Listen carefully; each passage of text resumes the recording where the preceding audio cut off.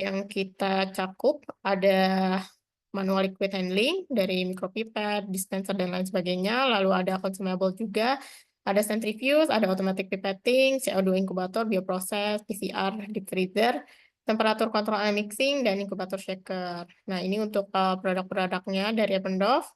Untuk pipetting ada beberapa jenis produk, mulai dari yang manual, ada yang elektronik, dan yang multi channel yang tip spacing pipette. Nah, ini untuk range volumenya dan volume tipsnya. Lalu ini ada yang tipe untuk positive displacement atau yang kita kenal repeater atau multipad. Ada tipe M4, E3, dan E3X. Biasanya ini untuk banyak jenis cairan dari yang viscous, high density, yang mudah menguap, yang toxic, yang infeksius, dan untuk long series pipetting juga. Nah, selain itu kita juga ada easy pad dan serological pipette yang biasa untuk pengganti bulb yang biasa di lab-lab. Nah, untuk bottle dispenser kita ada vari dispenser. Biasanya untuk pipet-pipet reagen, untuk dispense reagen ini lebih praktis. Lalu ada top burette juga, ini untuk fitur-fiturnya. Lalu untuk automatic pipetting ada beberapa tipe. Jadi ini seperti robotic pipetting ya. Ada EP motion dari yang paling basic 96 flex. Lalu ada yang 5070, 5073, dan 5075. Untuk sampel handling kita dibagi menjadi centrifuge, PCR, konsentrator, thermomixer, dan deep Kenapa nggak freezer. diiyakin? Padahal aku coba ini aja tuh. Nah, aku nggak ini kok.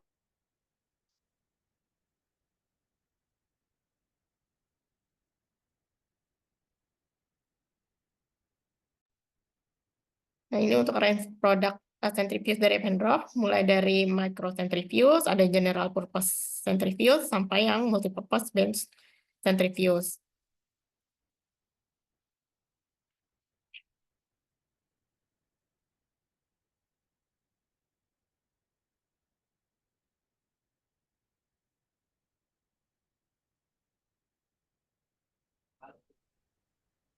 Selain dari centrifuge tadi, kita juga ada yang high speed sampai dengan ultra centrifuge.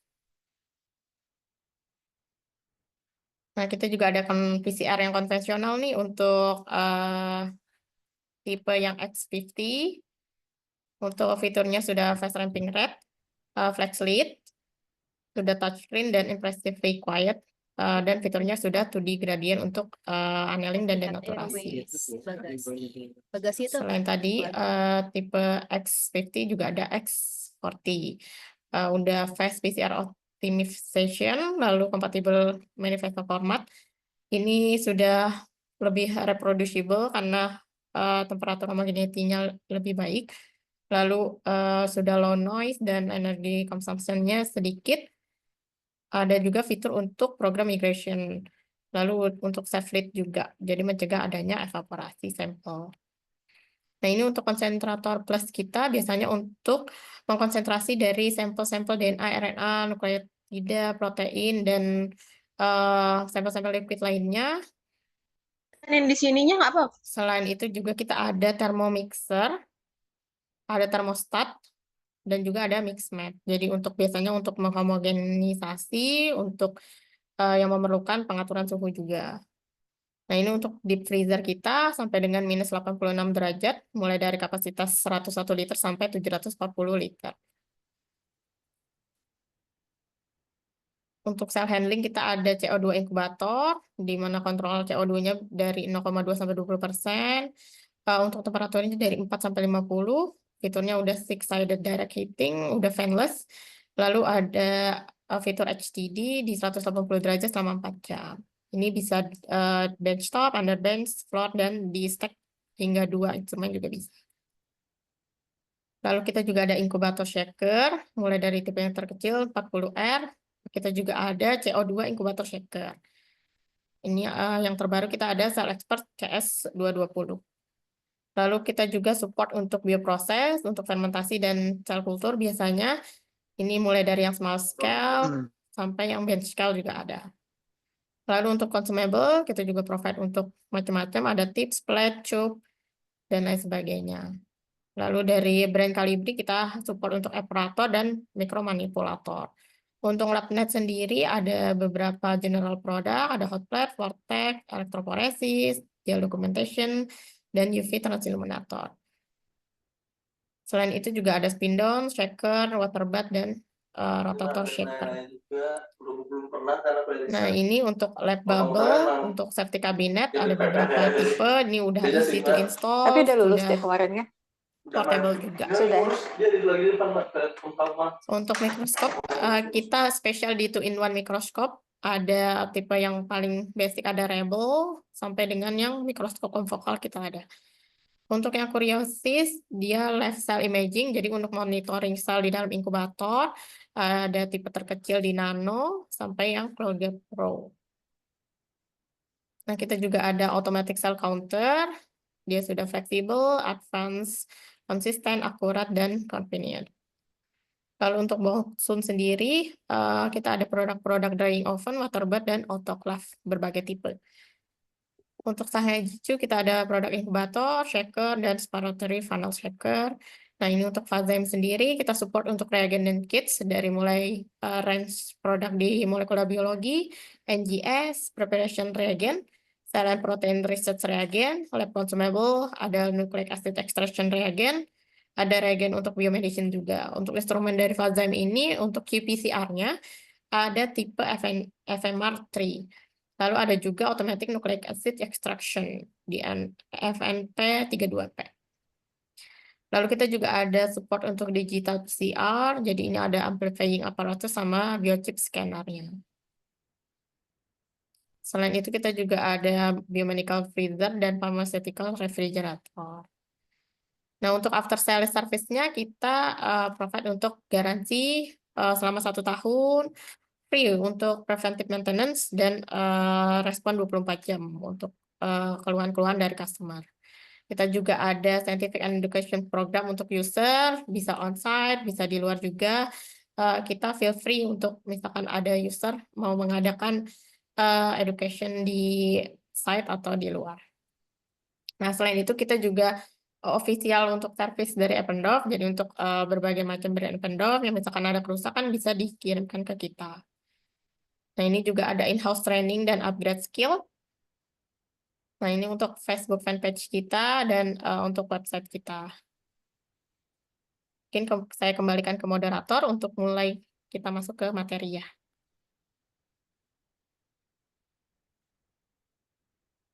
Oke, terima kasih kepada Bu Nisa atas paparan produknya. Selanjutnya, aku mau ngajakin untuk kenalan nih sama speaker kita, yaitu speaker kita dari Pak Ziko Arman MSI yang sekarang menjabat sebagai internasional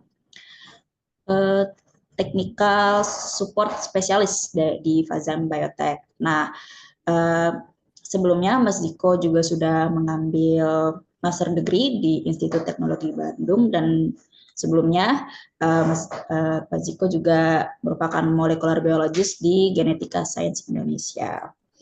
Baiklah, kalau begitu agar tidak berlama-lama lagi, mari kita dengarkan materinya langsung dari Pak Ziko, yaitu mastering qPCR. Kepada Pak Ziko, waktu dan layar dipersilakan.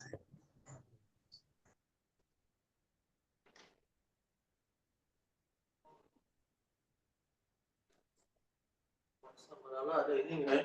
Ada live nggak ya?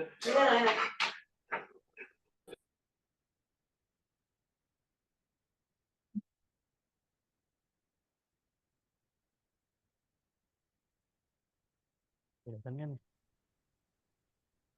Selamat pagi semuanya, perkenalkan nama saya Ziko Arman, saya Technical Support Specialist dari Fazaim Indonesia. Di sini saya akan presentasikan sedikit, sharing sedikit mengenai qPCR, jadi kita akan banyak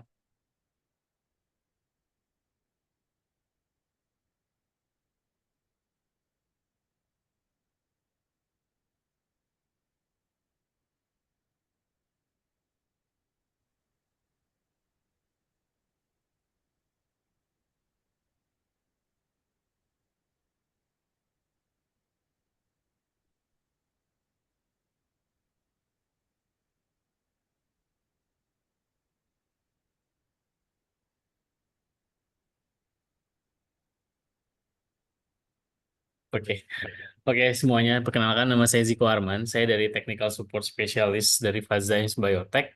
Di sini saya akan sharing sedikit mengenai qPCR. Di sini kita akan mempelajari gimana sih kita harus memilih metode yang baik dan benar. Misalnya kita harus memilih menggunakan CyberGreen kah, atau kita harus menggunakan Tuckman Probe kah, itu konsiderasinya seperti apa. Terus kita juga akan mengetahui gimana sih perbedaan metode yang kita pilih. Apakah kita harus menggunakan relative quantification atau kita menggunakan absolute quantification, apa konsiderasinya, dan bagaimana kita menentukan kalau kita melakukan penelitian A, kita tuh harusnya pakai yang relatif atau absolut kah. Terus yang ketiga, kita juga harus bisa paham. Jadi dari presentasi saat ini, harapannya teman-teman nanti bisa tahu bagaimana sih mendesain eksperimen untuk penelitian yang berkaitan dengan gene expression itu dengan baik dan tidak ada false positif ataupun false negatif, dan itu bisa sah dan bisa digunakanlah datanya kayak gitu. Terus yang keempat, kita juga harus dari presentasi hari ini, kita juga diharapkan bisa tahu gimana prosedur dari PCR eksperimen, startingnya dari apa, endingnya sampai di mana. Terus yang terakhir, harapannya kita juga tahu kenapa kalau di qPCR itu kita harus melakukan replicate, dan nanti ada jenis-jenis replicate yang kita pelajari, ada replicate apa aja yang biasanya dilakukan di qPCR. Terus untuk hari ini, presentasi ini akan mencaut terkait 4 konten. Yang pertama ada qPCR Basics and Application. Terus yang kedua, kita akan melihat overlook details terkait qPCR. Terus yang ketiga akan ada decoding amplification curve anomalies. Jadi kita akan lihat hal-hal yang mungkin akan terjadi ketika melakukan qPCR, kayak misalnya apa sih yang biasanya terjadi, kayak anomali-anomali apa yang terjadi atau error-error apa yang terjadi ketika menggunakan qPCR. Terus yang terakhir adalah product recommendation dari Fazim, dan kenapa akhirnya Fazim berani untuk buka di Indonesia dan kita berani untuk support penelitian di Indonesia. Oke, kita langsung masuk ke dalam qPCR. Jadi based on definition, jadi qPCR itu adalah quantitative polymerase chain reactions, di mana ini adalah teknik molekuler ya, di mana kita bisa mendeteksi dan bisa mengkuantifikasi jumlah DNA atau RNA sequence dalam real time. Jadi ketika proses PCR berlangsung, ketika proses amplifikasi berlangsung, kita bisa langsung tahu sebenarnya jumlahnya itu berapa. Itu yang disebut sebagai absolut nantinya. Dan kita juga bisa langsung tahu di cycle ke berapa sih sebenarnya amplikon kita tuh udah bisa terbaca atau sudah bisa fluoresensnya itu sudah bisa melewati batas ambang pembacaan atau threshold kayak gitu. Terus secara prinsipal sebenarnya qPCR ini adalah kita mengamplifikasi DNA atau fragmen dan kita baca menggunakan mesin. Nantinya di mesin itu biasanya ada yang akan menangkap signal fluoresensnya. Biasanya ada kamera di setiap mesinnya. Lalu nantinya kita akan bisa langsung tahu target sequence kita itu jumlahnya berapa, dan itu bisa menandakan sebagai initial concentration dari DNA sumber kita. Jadi kita bisa langsung tahu sebenarnya DNA target kita di sampel kita itu ada berapa dengan menggunakan qPCR.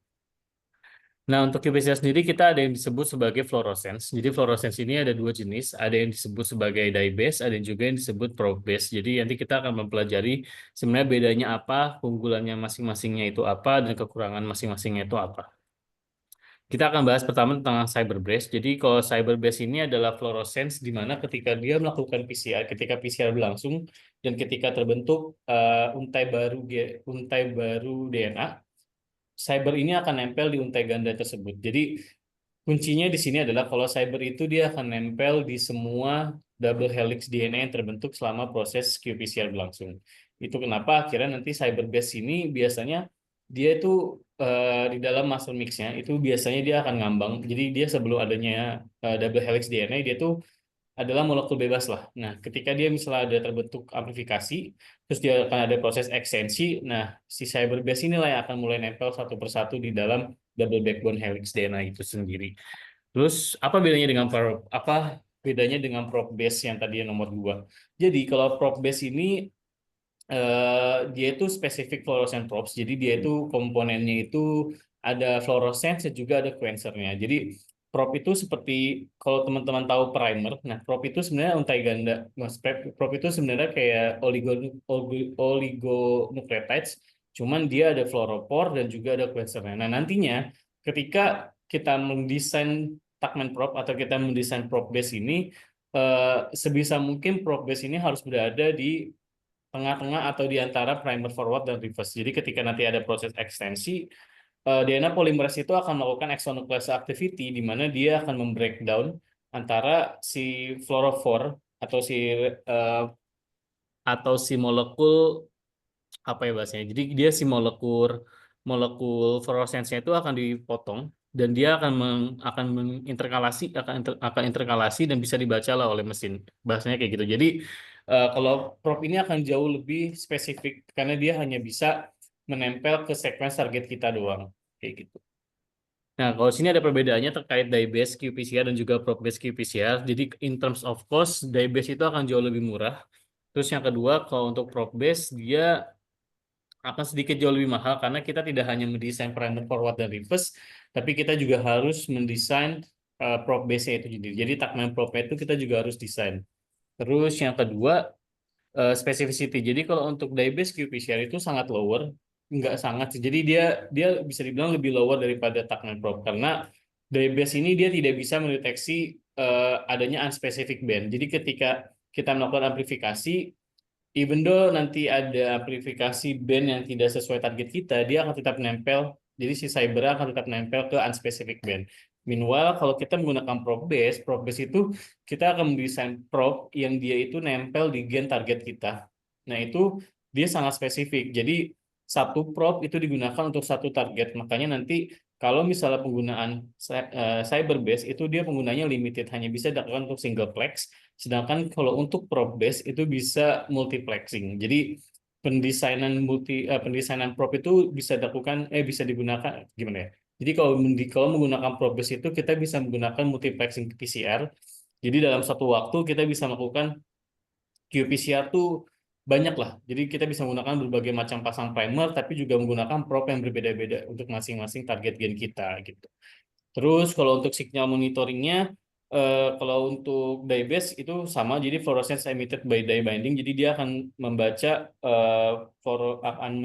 die-based yang menempel di double-stranded DNA, sedangkan kalau probe-based itu fluoropore yang nanti akan dibaca oleh mesin. Jadi ketika amplifikasi terbentuk, fluoropore akan copot dan itu akan dibaca oleh mesin. Jadi kalau untuk kesimpulannya, sebenarnya kalau die-based PCR itu dia lebih simple dan juga lebih rapid eksperimennya. Jadi kalau yang nggak butuh multiplexing, biasanya akan memilih untuk die-based qPCR. Terus kalau untuk probe-based qPCR itu dia specificity. Jadi kalau ada penelitian yang membutuhkan specificity yang tinggi, terus juga membutuhkan quantitative analysis, biasanya kalau untuk probe-based itu banyak yang menggunakan absolute quantification nantinya. Dan juga ketika digunakan multiplexing, jika ketika butuh untuk multiplexing detection dalam satu waktu, biasanya kita lebih menyarankan untuk menggunakan probe-based qPCR. Oke, selanjutnya kita akan melihat perbedaan antara absolute quantification dan juga relative quantification. Jadi ini adalah dua metode kuantifikasi dalam qPCR. Jadi kalau absolute quantification itu by definition sebenarnya kita akan melakukan perhitungan jumlah copy number target DNA kita di dalam sampel kita. Jadi biasanya kalau untuk absolute quantification kita itu akan membuat yang namanya standard curve. Jadi di standard curve itu kita akan mengenerate kurva standar dan kita nanti akan mendapatkan rumus regresi, akan mendapatkan persamaan regresi linear, di mana persamaan regresi linear inilah yang kita gunakan untuk menghitung copy number dari target DNA kita. Nah, biasanya kalau untuk absolute quantification itu yang biasanya digunakan oleh provider atau kayak Fazyme. Jadi kalau di Fazyme kita juga punya kit-kit yang udah absolute quantification. Jadi kitnya itu udah include standarnya untuk menggenerate si kurva standar. Tapi kalau misalnya dalam konteks penelitian biasanya kita akan membentuk yang namanya kita akan mensintesis yang namanya G-blocks. Jadi G-blocks ini kita akan sintesis terus kita akan membuat serial dilusi untuk membuat standar curve. Nah, nantinya dari situ kita bisa tahu tuh, oh target DNA kita ketika kita melakukan treatment A, ternyata copy number-nya itu segini loh. Nah, itu kita bisa generate itu dengan kita membuat standar kurva sendiri, membuat kurva standar sendiri menggunakan si G-block tadi. Nah, beda lagi kalau untuk relative quantifikasi, jadi kita nggak membuat kurva standar, tapi kalau di sini kita butuh yang namanya reference gene. Jadi ada terminologi di qPCR yang disebut sebagai reference gene atau di beberapa tempat bisa disebut sebagai internal control. Jadi depends sebenarnya mau nyebutnya antara reference gene atau internal control itu sama saja. Nah, kalau di relative quantification, kita tuh menggunakan metode yang disebut sebagai delta city method, atau kalau terminologi lainnya disebutnya sebagai Litvak method, atau ada metode lain yang disebut sebagai Pavel method. Nah, cuman untuk ini agak panjang penjelasannya, cuman secara simpelnya sebenarnya delta city method itu adalah kita membandingkan membandingkan city gen target kita dengan city reference gene kita. Lalu nanti kita akan pangkatkan menjadi delta city. Jadi intinya kita akan membandingkan antara city value di gen of interest. Jadi misalnya kita mau penelitian gen A, kita mau tahu nih ekspresi gen A itu udah berapa. Terus kita punya reference gene kita itu gen B. Nah, kita akan membandingkan antara gen A sama gen B. Nantinya kita akan dapat nilai namanya relative expression dengan rumus itu 2 pangkat minus delta city. Jadi nanti kalau dari relative quantification itu kita bisa tahu sebenarnya gen interest kita tuh kalau misalnya pakai perlakuan A, jumlahnya tuh 15 kali lebih tinggi dibandingkan kalau kita tanpa perlakuan. Biasanya kalau untuk relative quantification itu peneliti akan melakukan ada treatment control, terus ada perlakuan A, perlakuan B, perlakuan C, dan juga ada yang tanpa perlakuan. Biasanya ada positif perlakuan, terus ada juga yang negatif, terus ada juga yang tidak tanpa perlakuan sama sekali, baru ada treatment A, B, C. Biasanya kayak gitu. Nah, itu kalau kayak gitu biasanya bisa pakai relative quantification, dan itu mostly kita nggak butuh prop base, tapi biasanya kita butuh yang cyber base aja udah cukup. Oke, selanjutnya kita untuk qPCR itu kita penting untuk tahu yang namanya amplification curve. Jadi amplification curve ini adalah grafik yang nantinya akan akan dibuat ketika proses amplifikasi berlangsung menggunakan mesin qPCR-nya. Biasanya itu kurva amplifikasi yang bagus itu yang membentuk S-shape namanya. Jadi kalau di sini nanti akan kelihatan ada yang namanya S-shape. Jadi bentuknya seperti huruf S, di mana huruf S itu nanti ada partnya masing-masing. Jadi kenapa dia bisa bentuk huruf S, itu nanti S paling bawah, di bentuk S paling bawah itu ada yang namanya baseline phase. Jadi dia, apa ya bahasanya, baseline itu kayak amplifikasi pertama yang belum dibaca oleh mesin. Jadi dia sudah dibaca oleh mesin, tapi dia belum bisa melewati threshold. Jadi nanti kita akan lihat di slide berikutnya terkait threshold, terkait ada apa saja di amplification curve. Nah, tapi di amplification curve itu nanti kita akan lihat ada yang namanya baseline phase, terus ada exponential phase, terus ada linear phase, dan juga ada plateau phase. Jadi ini adalah 4 bagian dalam pembacaan amplification curve. Nanti di slide selanjutnya kita akan melihat sebenarnya kalau di amplification curve itu apa sih kenapa bisa terbentuk si amplification curve kayak gitu. Jadi kalau di amplification curve itu ada yang namanya y-axis dan juga x-axis. Jadi kalau y-axis itu dia stand untuk jumlah fluorescence yang dibaca oleh mesin, jadi intensity fluorescence yang dibaca oleh mesin. Sedangkan kalau x-axis itu untuk menandakan city value-nya. Jadi dia menandakan cycle time-nya. Jadi cycle keberapakah dia sudah melewati bentang cycle keberapa. Jadi kalau yang y-axis itu fluorescence, kalau yang x-axis itu untuk cycle threshold-nya. Nah, untuk kurva amplifikasi sendiri, ini ada beberapa terminologi yang cukup penting.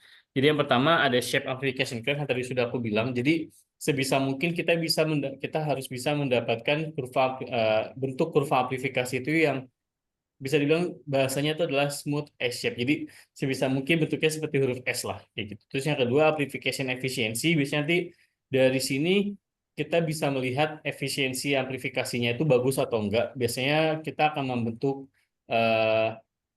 nantinya kalau di kurva amplifikasinya itu ada slope, bisa dilihat slope-nya juga. Itu biasanya close menuju 45 derajat Celcius dan efisiensinya harus di angka 90% sampai 110%. Kalau mau dibilang kurva amplifikasinya itu bagus.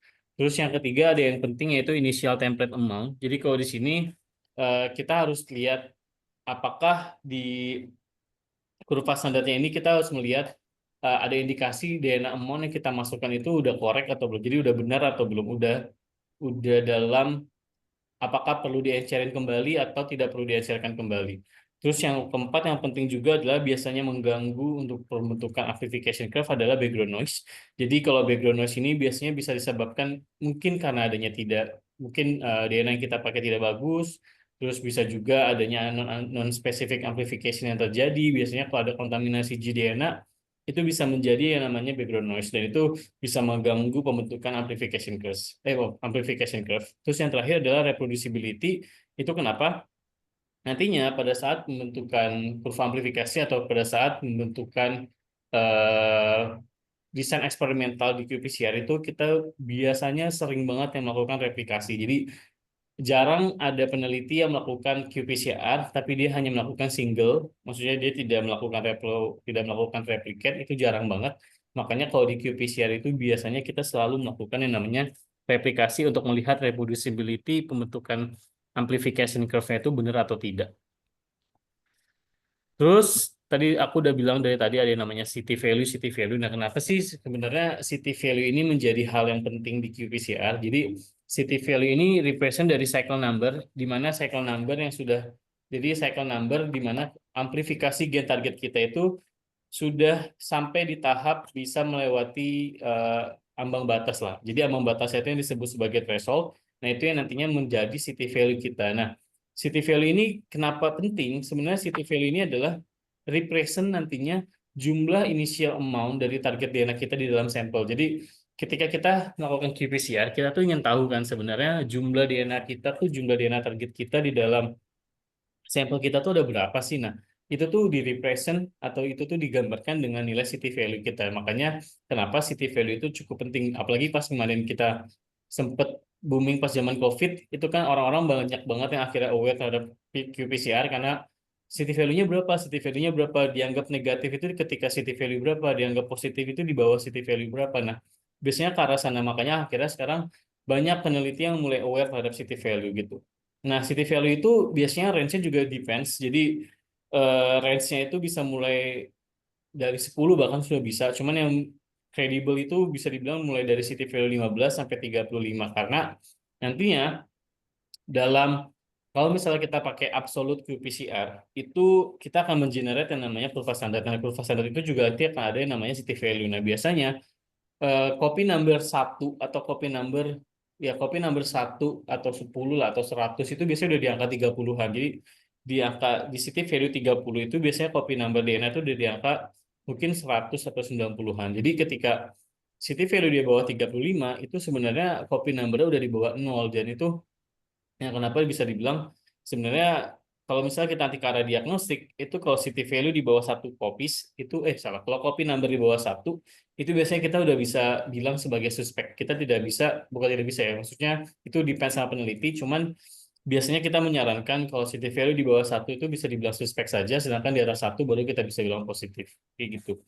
Nah, sebenarnya gimana, how do we interpret the city value? Jadi kalau city value itu, tadi balik lagi ke yang relatif, kita balik lagi ke yang absolute dan relative quantification. Jadi pembacaan city value itu bisa depends terhadap dua jenis itu. Jadi kalau misalnya relatif, berarti kita akan membandingkan antara city value gain interest kita dengan city value dari housekeeping gene atau dari dari referensi kita. Sedangkan kalau untuk di absolute kita akan membandingkan city value kita dengan city value di standar curve kita yang tadi dimasukkan ke dalam kurva standar gitu. Nah, biasanya yang mempengaruhi terhadap city value itu ada banyak. Yang pertama mulai dari primer design. Biasanya primer design yang baik dan benar itu akan menggenerate amplifikasi curve yang bagus. Terus yang kedua adalah kondisi reaksinya. Jadi sebisa mungkin kondisi reaction itu sesuai dengan standar protokol yang digunakan di setiap master mix yang digunakan. Terus yang ketiga adalah sampel quality. Jadi sebisa mungkin sampel yang digunakan itu kualitas RNA atau kualitas DNA-nya itu sudah bagus, tidak banyak pengotor, tidak banyak inhibitornya, dan juga konsentrasi master mix dan konsentrasi enzimnya itu juga perlu diperhatikan untuk mendapatkan kurva amplifikasi yang bagus dan bisa mendapatkan city value yang sah atau city value yang benar gitu. Kita lanjut. Nah, terus dalam qPCR itu juga ada yang disebut sebagai melt curve in qPCR. Jadi melt curve in dye-based qPCR. Jadi sebenarnya melting curve ini kita jadi nanti kalau kita akan lihat sebenarnya protokol untuk qPCR itu kayak gimana, dan nanti ada satu protokol yang kita sebut sebagai melting curve analysis. Nah, melting curve analysis ini fungsinya itu adalah untuk melihat adanya atau tidak adanya kontaminasi dalam proses amplifikasi. Jadi adanya unspecific atau specific band. Jadi ketika kita melakukan qPCR, kita kan harapannya tuh hanya ada, apalagi kalau untuk database ya, apalagi untuk yang cyber, itu harapannya dalam sekali running qPCR itu hanya satu amplikon yang terbentuk. Jadi hanya satu amplifikasi lah. Jadi hanya satu target gain yang terbentuk. Kita nggak mau adanya unspecific band. Jadi kita nggak mau adanya target-target lain yang justru malah ke amplifikasi nih. Nah, itu bisa dibuktikan menggunakan melting curve analysis. Jadi ketika melting curve analysis ini dia akan ada di fase terakhir setelah ekstensi. Jadi setelah cycle selesai, biasanya kan qPCR sekitar 25 sampai 35 cycle.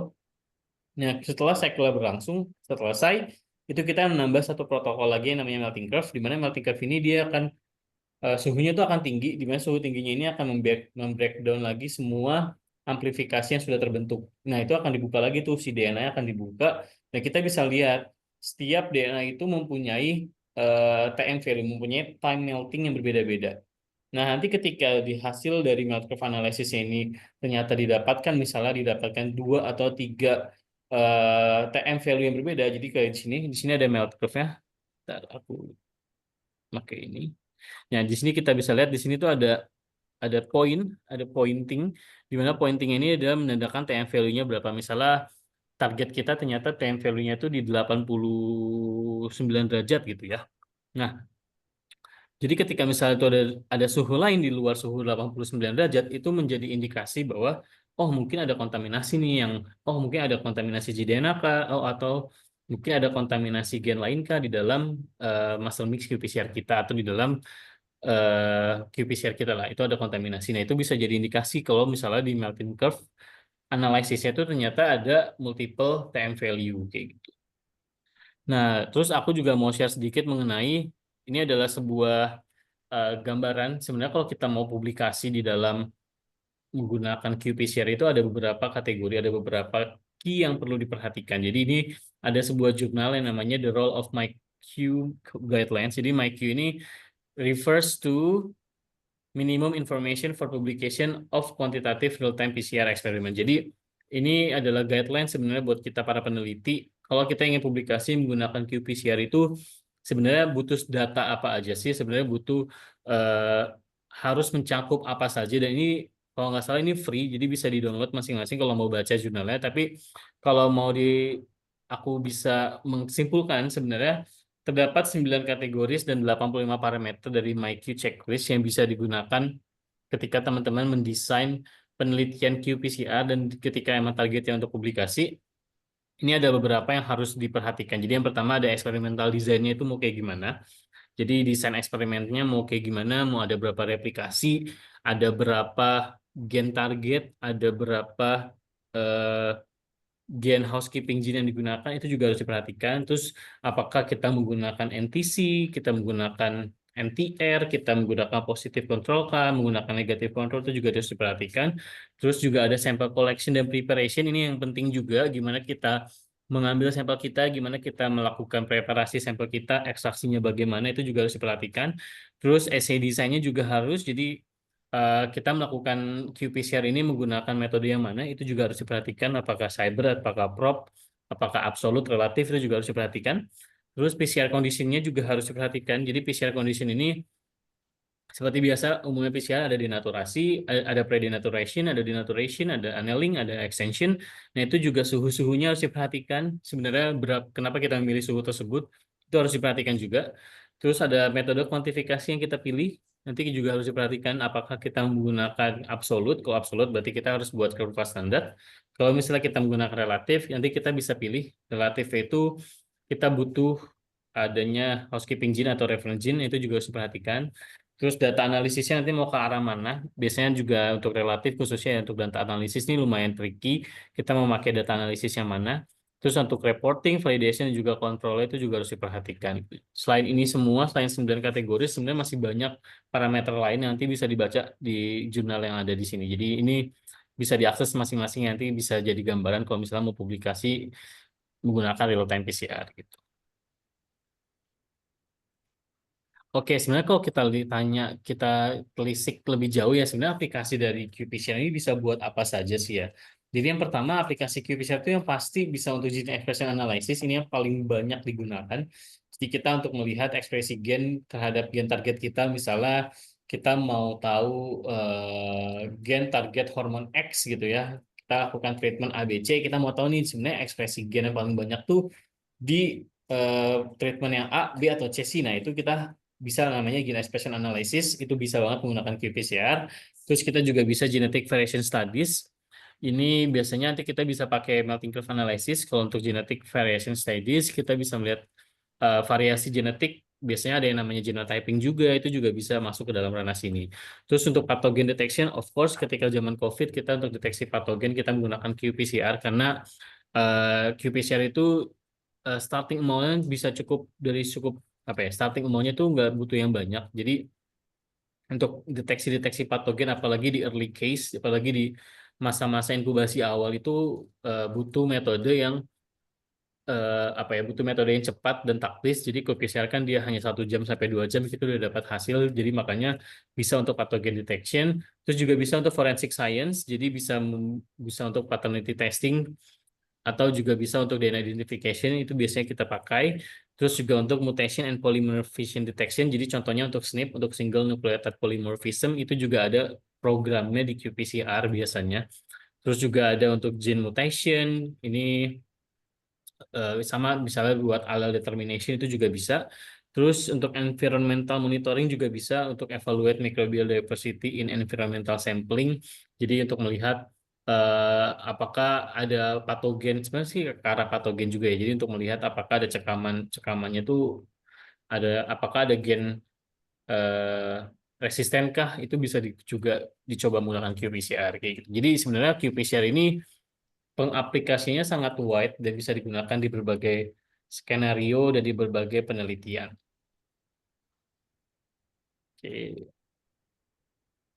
Lanjut, kita akan melihat sedikit sebenarnya tentang detailing tentang qPCR. Jadi sebenarnya kalau untuk overview workflow tentang qPCR itu kita ada 3 step utama. Jadi yang pertama itu adalah RNA extraction atau ekstraksi RNA. Jadi kita mengisolasi RNA dari sampel lingkungan atau sampel apapun, kita bisa isolasi RNA-nya.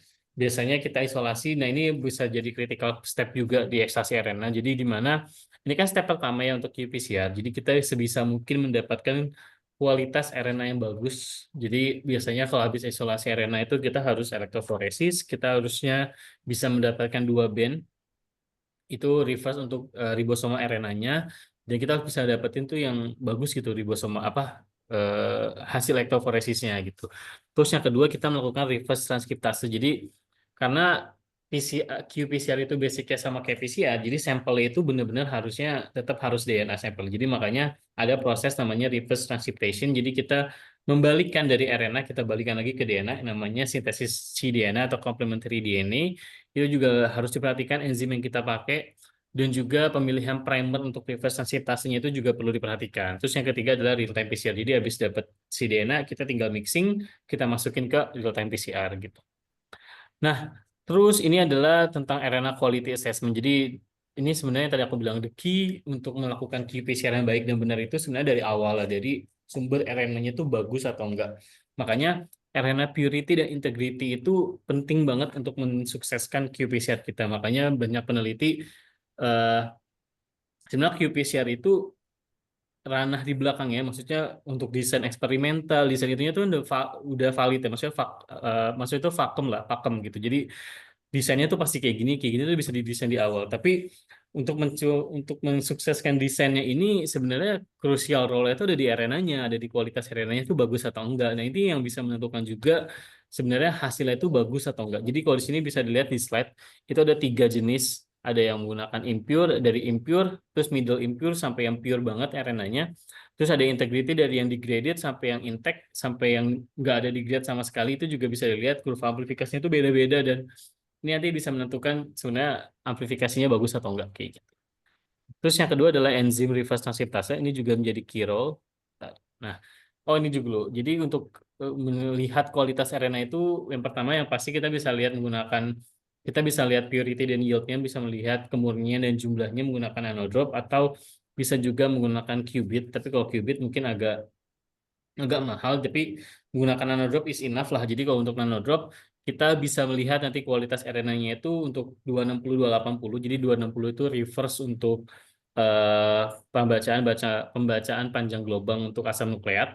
itu biasanya di 260 nanometer. Sedangkan kalau 280 itu nanti untuk reverse ke adanya kontaminasi protein atau tidak. Sedangkan kalau 230 itu untuk karbohidrat dan EDTA. Jadi range-nya ini sebenarnya kalau buat teman-teman yang mau tahu, jadi kenapa kita harus melihat 260, 280 dan 260, 230 ini, kita akan membandingkan sebenarnya jumlah asam nukleat kita itu lebih banyakkah dibandingkan jumlah protein. Karena kan dia sebenarnya tuh nilainya tuh dia membandingkan. Jadi misalnya nilai 260 nanometer itu 3,1, terus nilai 280 nanometer itu 2,1. Nanti dia bandingkan tuh 3,1 dibanding 2,1 dapat nilai range-nya tuh berapa sampai berapa kayak gitu. Nah, ini menjadi penting untuk melihat assessment pertama apakah purity atau kemurnian RNA kita tuh bagus atau tidak. Terus yang kedua kita juga butuh yang namanya elektroforesis. Jadi sebenarnya metodenya itu ada slide elektroforesis. Kalau teman-teman yang bekerja di NGS mungkin udah ada yang pernah kenal sama yang namanya bioanalyzer atau tap station. Sebenarnya bioanalyzer dan tap station itu mirip sama elektroforesis, cuman versi lebih advance-nya lah gitu. Nah kalau di elektroforesis kita tuh biasanya bisa melihat apakah RNA yang kita ekstraksi itu integritasnya bagus atau enggak, apakah dia degrade atau tidak, apakah dia kita bisa mendapatkan integritas RNA yang baik atau yang justru RNA-nya itu terseparasi atau RNA-nya itu semir atau tidak. Makanya nanti di hasil ekstraksi RNA itu sebenarnya penting banget untuk dilakukan elektroforesis untuk melihat integritas dari RNA-nya. Jadi nanti kalau misalnya teman-teman tahu di tap station atau di bioanalyzer biasanya kita tahu yang namanya nilai RIN, jadi RNA integrity. Nah, kita kalau misalnya nggak ada tap station itu mungkin bukan mungkin ya, dianjurkan banget untuk melakukan elektroforesis untuk melihat integritas RNA. Walau kita nggak tahu nilai RIN-nya, tapi kita bisa melihat setidaknya RNA yang kita ekstraksi itu dia terbentuk bagus atau enggak pitanya. Paling enggak kita bisa dapat yang di sebelah kiri nih, kayak gini. Jadi ada pita untuk ribosomal RNA itu yang di atas, terus ada di bawah itu yang small r, yang 5S ribosomal RNA gitu. Jadi kita bisa dapat 2-3 band lah, kayak gitu. Nah, ini kalau misalnya nanti di atasnya masih ada kayak gini nih, ini artinya ada gDNA contamination, jadi ada DNA residu. Biasanya di proses RNA-nya mungkin bisa ditambahkan DNA acid treatment atau bisa ditambahkan namanya gDNA removal column. Jadi kalau misalnya ada kayak gini, itu biasanya ada kontaminasi dari gDNA. Terus kalau yang kayak gini nih, ketika di elektroforesis ini ada namanya disebut protein residu, jadi mungkin perlu ditambah proses washingnya sekali lagi, kayak gitu. Lanjut. Nah, ini the importance of gDNA removal before reverse transkriptase. Jadi, di sini sebenarnya dari tim Fazim kita mencoba validasi kenapa gDNA wiper atau gDNA remover ini penting untuk dilakukan sebelum proses reverse transkriptase. Jadi, kita melakukan 4 skema. Kita melakukan amplifikasi 4 skema. Yang pertama, kita menggunakan tanpa adanya gDNA remover, terus kita melakukan reverse transkriptase. Terus yang kedua, kita tidak melakukan gDNA remover. Terus kita juga tidak tambahin reverse transkriptase. Terus yang ketiga kita tambahin nih si gDNA wiper atau gDNA remover plus reverse transkriptase enzim. Plus yang keempat kita pakai gDNA remover tapi kita nggak pakai reverse transkriptase. Jadi di sini tuh ada hasil yang anomali itu bisa dilihat di nomor 2 dan di nomor 4. Jadi di nomor 2 harusnya ketika kita melakukan amplifikasi kita kan mentarget gen target kita. Harusnya kalau kita tidak ada gDNA wiper dan kita nggak pakai reverse transkriptase, harusnya tuh hasilnya sama kayak nomor 4 lah harusnya. Jadi nggak ada amplifikasi yang terbentuk. Nah, amplifikasi yang terbentuk di sini karena kan dia ada bentuk kurva sigmoid ya, ada kurva S-shape.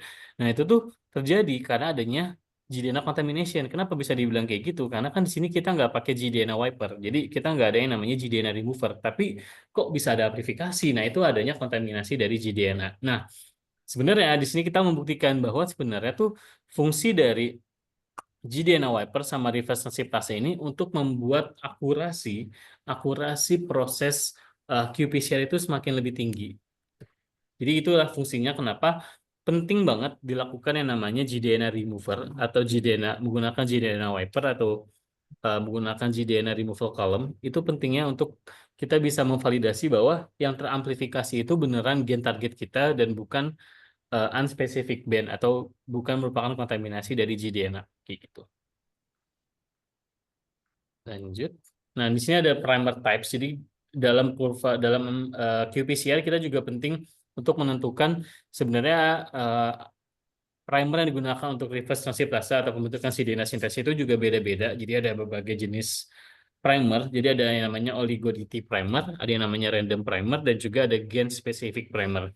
Jadi kalau perbedaannya, pertama kalau oligo DT primer, dari namanya ini adalah oligo DT. Jadi dia primer oligo, di mana dia akan mengenali sisi poli E di dalam DNA kita. Jadi kalau di dalam RNA kita. Jadi kalau untuk oligo DT itu biasanya dia akan mengenali dia akan menempel di poly A tail at three end of eukaryotic mRNA. Jadi dia akan mengenali mRNA karena di mRNA itu di sisi 3 aksennya itu biasanya ada poly A, jadi ada basa AAA, ada basa adenin. Nah, itu oligo DT dia akan mengenali di situ. Dia akan nempel ke arah situ. Nah, terus kalau untuk random hexamer, kayak namanya dia random hexamer. Jadi kalau random hexamer dia akan random nempel di semua jenis RNA. Gak hanya yang poly A, tapi dia juga bisa nempel di RNA-RNA lain. Misalnya di tRNA, di rRNA, dia juga bisa nempel. Jadi dia gak ada spesifiknya.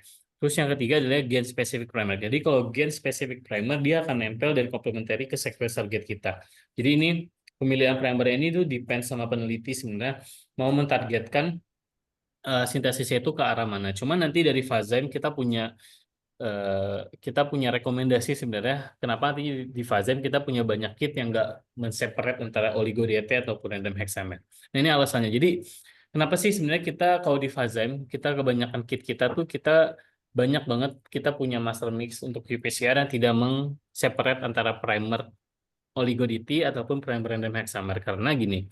Kalau kalau kita menggunakan oligo DT, kalau kita menggunakan oligo DT, jadi oligo DT itu hanya target ke RNA saja. Sedangkan pada saat ekstraksi RNA bisa jadi mRNA-nya tuh udah tercacah lah, karena kan mRNA tuh ukurannya lumayan kecil lah. Jadi ketika kita pakai oligo DT, takutnya ada side set yang dia ketika dia sudah diamplifikasi di DNA sintesis tapi dia nggak dapat full, jadi nanti pas digunakan forward primer dia nggak bisa nempel tuh. Jadi forward primernya itu nggak sampai ke reverse primernya. Jadi yang ada kita nggak dapat full length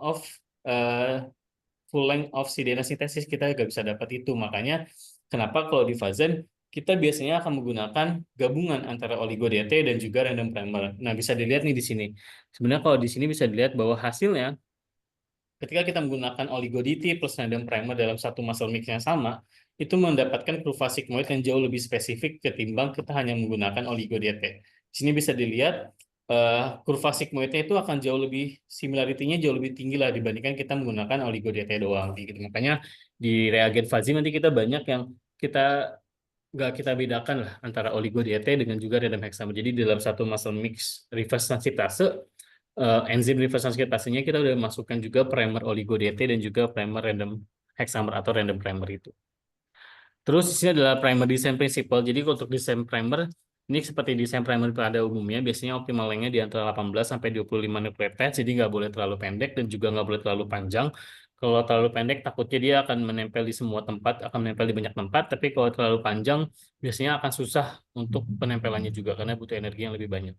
Terus yang kedua, GC kontennya harus di 40-60%, nanti akan ngaruh ke dalam suhu annealingnya. Jadi kalau misalnya terlalu tinggi, takutnya suhu annealingnya juga ketinggian, itu juga harus diperhatikan. Terus yang kedua adanya avoid secondary structure atau no hairpin or self demerge. Jadi pada saat desain primer bisa nanti kalau misalnya teman-teman desain primer misalnya pakai platform yang lain, misalnya contohnya pakai NCBI, itu nanti bisa kelihatan sebenarnya self dimernya itu berapa sih. Nanti ada angkanya dari 1 sampai 12 kalau aku nggak salah. Semakin rendah itu semakin baik. Terus time value-nya bisa dijaga di angka 50 sampai 65. Terus N-base, jadi bahasa terakhir di primer itu kalau bisa bahasa G atau bahasa C, karena G atau C itu dia punya 3 gugus ikatannya, jadi lebih kuat dibandingkan A sama T. Terus sebisa mungkin tidak adanya intron spanning design, jadi applicable untuk RNA studies yang namanya intron spanning. Jadi pada saat ngedesain sebisa mungkin tidak di intron lah, karena kan kita targetnya banyak yang di exon ya gitu. Terus ini yang tadi aku bilang, jadi untuk experimental setup kita udah masuk ke experimental setup. Jadi yang pertama kita harus choosing the right reference gene. Jadi tadi aku bilang kalau untuk relative modification sebisa mungkin kita ada yang namanya reference gene atau internal control, dan pemilihannya ini perlu diperhatikan. Jadi beberapa kategori yang perlu diperhatikan. Yang pertama dia punya jumlah yang banyak, spesiesnya jumlahnya yang banyak, dan dia stable. Jadi di berbagai jaringan, mau kita misalnya kita mau mengambil jaringan di akar, di daun, di batang, itu jumlahnya sama, stable, nggak ada kenaikan, nggak ada penurunan. Nah, biasanya expression levelnya pun independen dengan cell cycle, jadi tidak dependen lah. Kalau bisa dependen, takutnya nanti ketika cell cycle di siklus mitosis ternyata jumlahnya sedikit, atau di siklus meiosis ternyata jumlahnya banyak. Itu nggak dependen, itu nggak independen namanya. Terus dia tidak not affected by any endogenous atau exogenous factor. Jadi dia nggak terpengaruh antara adanya faktor-faktor lingkungan lah kayak gitu. Terus kalau bisa, there is no pseudogene to avoid the contamination. Jadi nggak ada pseudogene dalam pemilihan referensi. Nah, makanya kalau untuk referensi itu biasanya yang kita pilih itu adalah housekeeping gene seperti beta aktin, seperti GAPDH, 18S-RNA. Nah, biasanya kalau 18S itu kalau yang ranahnya ke arah animal, itu biasanya kita pilihnya kalau nggak GAPDH kita pilih 18S. Kalau yang beta aktin biasanya kayak yang tanaman kita pilih beta aktin gitu. Biasanya yang dipilih tuh hormon-hormon pertumbuhan yang kayak gitu yang biasanya dipilih sebagai referensi. Nah, pemilihan referensi ini juga lumayan penting apalagi khususnya untuk yang relative quantification. Jadi perlu diperhatikan banget pemilihan referensinya ini sebisa mungkin primer yang didesain ataupun gen targetnya itu benar-benar yang memiliki ekspresi yang paling stabil dibandingkan si ekspresi gen target kita kayak gitu. Nah, terakhir belum, ini masih eksperimental setup. Jadi di eksperimental setup kita juga penting ada yang namanya negative control atau NTC dan NRT. Jadi kalau NTC itu non-temperature control, kita untuk melihat adanya kontaminasi aerosol, apakah lingkungan kita terkontaminasi atau tidak. Terus kalau ada yang namanya NRT atau non-reverse transcription control, ini untuk melihat adanya kontaminasi gDNA yang tadi aku bahas. Ini juga penting untuk dicoba dilakukan untuk melihat kondisi lingkungan kita bekerja benar atau tidak. Gitu. Terus ini ada replicate. Ini yang tadi aku bilang, jadi kalau untuk qPCR kita biasanya melakukan replicate, entah itu technical replicate. Jadi kalau technical replicate kita ingin melihat akurasi pekerjaan teknis kita itu benar atau tidak. Terus yang kedua ada namanya biological replicate. Jadi kita melakukan replikasi sampel kita itu kita replikasi. Jadi kita ingin melihat adanya variability, apakah terdapat variabilitas terhadap sampel kita atau tidak. Jadi kita tinggal lakukan 3 kali pengulangan lah dari sampel kita. Terus yang ketiga adalah experiment replicates. Ini nanti adalah untuk melihat overall reproducibility. Jadi apakah kalau kita melakukan penelitian hari ini dan penelitian yang besok, itu apakah hasilnya akan berbeda atau tidak. Makanya dilakukan experimental replicate. Gitu. Nah, ini untuk detail sedikit terkait qPCR. Jadi kalau program qPCR itu ada mulai dari initial denaturation, ini kayak PCR biasa. Terus ada PCR cycle, biasanya dari 95 derajat. Ada PCR cycle itu mulai dari denaturasi, terus ada juga suhu annealingnya. Nah, biasanya di qPCR itu ada yang pakai 2 step atau 3 step. Jadi ada yang menggunakan suhu annealingnya itu digabung dengan suhu extension langsung. Itu juga ada contohnya kayak di gambar. Ini suhu annealing dan extension berlangsung di 60 derajat Celcius. Tapi ada juga beberapa, ini depends nanti sama master mix yang dipakai sebenarnya. Ada yang dipisah juga antara suhu annealing dan juga suhu extension. Nah, terakhir juga ada yang namanya melting curve stage. Jadi kalau melting curve stage, dia suhunya biasanya kayak gini. Jadi dia nambah satu suhu lagi, ada suhu 95 derajat. Nah, dia ada proses kenaikan suhu dari 60 derajat, dari suhu annealing ke suhu breakdown DNA. Jadi dia akan melihat di suhu berapakah DNA-nya itu akan dissociation, DNA-nya itu akan breakdown. Makanya dia di sini ada tulisan nih 0,15 derajat Celcius per detik. Jadi dari 60 derajat sampai ke 95 derajat dia akan naik 0,5 derajat Celcius per detiknya. Jadi nanti kita akan lihat TM melting-nya itu di suhu ke berapa kayak gitu. Ini aku skip aja ya. Jadi ini penjelasannya kayak PCR biasa aja sebenarnya. Jadi PCR stage-nya bisa 2 atau 3 di proses cycle-nya. Nanti 2 step atau 3 step itu tergantung sama desain primer-nya juga dan juga tergantung sama master mix atau enzim yang dipakai juga. Nah, ini kita akan sudah masuk ke dalam anomali-anomali qPCR. Jadi kalau untuk anomali qPCR kita bagi 4. Yang pertama ada baseline drift, terus ada juga break, cross shape, and shawtooth amplification curve. Terus yang juga ada plateau phase curve fluctuation, dan juga adanya NTC amplification. Nanti kita akan lihat masing-masing satu persatu. Pertama akan melihat ke arah baseline drift. Jadi kalau baseline drift itu ini ada 2 jenis. Ini ada log plot dan juga ada linear plot. Nah, biasanya kalau normal baseline itu dia di baseline ke-12 atau di biasanya baseline di angka segitu tuh dia udah mulai naik lah amplification-nya. Tapi kalau baseline drift itu dia terlalu banyak apa ya bahasanya ya? Dia terlalu banyak amplifikasi yang tidak terbaca di awal. Jadi yang harusnya udah bisa dibaca dari cycle dari city value ke 15 atau ke 14, tapi dia ternyata baru naik di siklus ke 24, 25. Dan ini kalau misalnya ada case-case kayak gini, kita bisa lihat caranya. Jadi step pertamanya kita bisa klik show baseline start. Jadi di beberapa mesin qPCR tuh bisa melihat ini. Terus kita jadi bisa melihat sebenarnya amplifikasi pertamanya tuh mulai dari siklus berapa. Terus yang kedua, kita bisa select misalnya kita tinggal choose the target with the baseline drift, terus kita uncheck auto baseline-nya. Jadi kita nggak pakai auto baseline yang dibawa dari mesin, tapi kita bisa menggunakan baseline pilihan kita sendiri. Jadi kita bisa nentuin sendiri baseline kita tuh mau dari berapa. Nantinya kurva amplifikasinya bisa berubah. Jadi kita bisa mendapatkan city value yang lebih valid lah, ketimbang kita menggunakan auto baseline dari si mesin kayak gitu. Terus yang kedua adanya breaks, cross shape, dan juga sawtooth. Ini biasanya kalau kita pakainya yang linear plot, kita bisa melihat nih adanya anomali-anomali ini. Biasanya kalau yang di breaks atau cross shape atau sawtooth itu kita bisa melihat dari bedrocks. Jadi kita bisa melihat dari QC summary dari mesin qPCR itu, kita bisa lihat dari bedrocks-nya. Terus biasanya kalau bedrocks ini ada kaitannya dengan yang namanya passive reference. Biasanya kalau untuk bedrocks ini atau untuk kasus shape yang jelek atau shape yang agak beda-beda nih, ada breaks, cross shape, atau sawtooth ini biasanya kalau yang menggunakan cyber-based qPCR itu biasanya kita pemilihan master mix-nya itu kita butuh ROX. Jadi butuh ROX itu sebagai reference, passive reference die.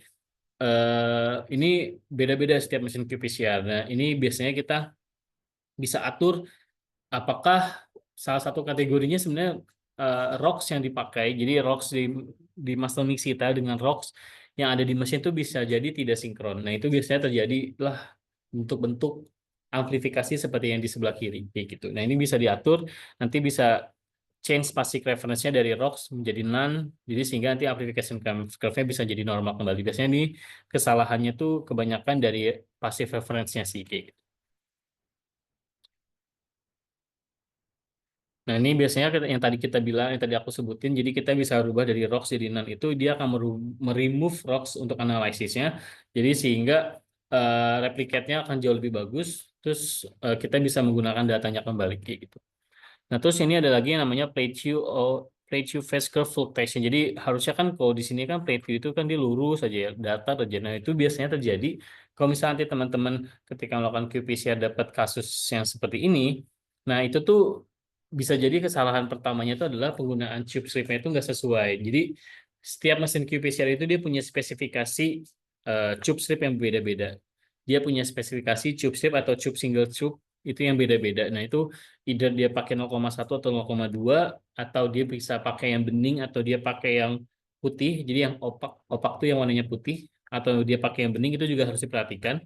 Nah, itu bisa mempengaruhi jadi di Plateau phase-nya juga. Atau kalaupun bahkan kalau untuk yang jenis tube-nya itu yang putih atau yang bening itu bisa mempengaruhi pembacaannya gitu, karena ada beberapa mesin qPCR itu dia yang ngebacanya itu di samping, jadi kameranya itu ada di samping bukan di atas, tapi ada beberapa yang di atas. Biasanya kalau yang di atas dia pakai yang putih itu masih oke, tapi kalau misalnya udah yang pembacanya di samping dia harus hanya bisa pakai yang bening saja.